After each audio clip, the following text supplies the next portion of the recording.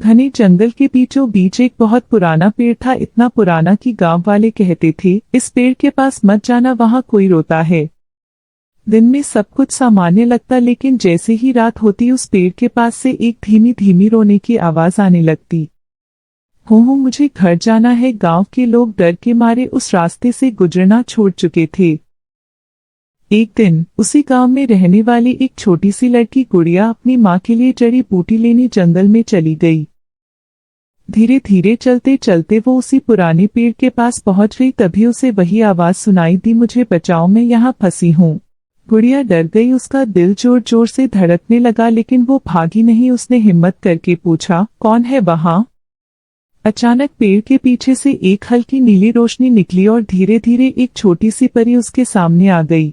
उसकी आंखों से आंसू बह रहे थे, उसके पंख टूटे हुए थे। गुड़िया ने डरते डरते पूछा, तुम रो क्यों रही हो? परी ने कांपती आवाज में कहा, मैं इस जंगल की रक्षक हूँ, लेकिन एक दुष्ट जादूगर ने मुझे श्राप दे दिया। गुड़िया का दिल पिघल गया। उसने कहा, मैं तुम्हारी मदद करूंगी। परी ने उदास होकर कहा, नहीं, ये आसान नहीं है। इस श्राप को तोड़ने के लिए तुम्हें जंगल के सबसे अंधेरे हिस्से में जाना होगा, वहाँ एक काला पत्थर है। गुड़िया थोड़ी डर गई, लेकिन फिर उसने अपनी माँ की बात याद की, कभी किसी की मदद करने से पीछे मत हटना। गुड़िया ने हिम्मत जुटाई और बोली, मैं जाऊंगी। रात गहरी हो चुकी थी, जंगल और भी डरावना लग रहा था।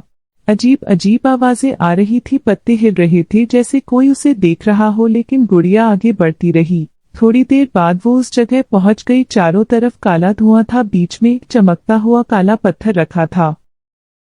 जैसे ही गुड़िया उसके पास गई, अचानक एक भयानक आवाज गूंजी, कौन है जो मेरे श्राप को तोड़ने आया है? एक काला साया उसके सामने आ गया। गुड़िया डर गई, लेकिन उसने आंखें बंद की और जोर से बोली, मैं अपने दोस्त को बचाने आई हूँ। उस साई ने हंसते हुए कहा, अगर तुमने इस पत्थर को छुआ तो तुम भी यहीं फंस जाओगी हमेशा के लिए।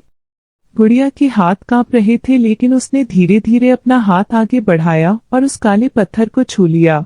अचानक तेज रोशनी फैली, जोरदार आवाज हुई और वो काला पत्थर टूट गया। जंगल में शांति छा गई।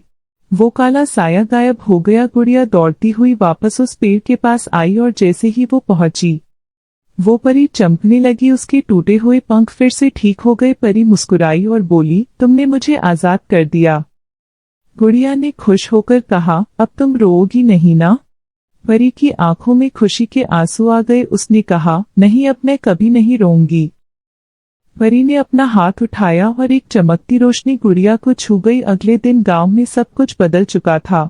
जंगल अब डरावना नहीं रहा और गुड़िया वो अब हमेशा खुश रहने लगी। लेकिन कहते हैं, कभी कभी रात में उस पेड़ के पास हल्की सी रोशनी आज भी दिखती है, जैसे कोई परी आज भी अपनी दोस्त को याद कर रही हो।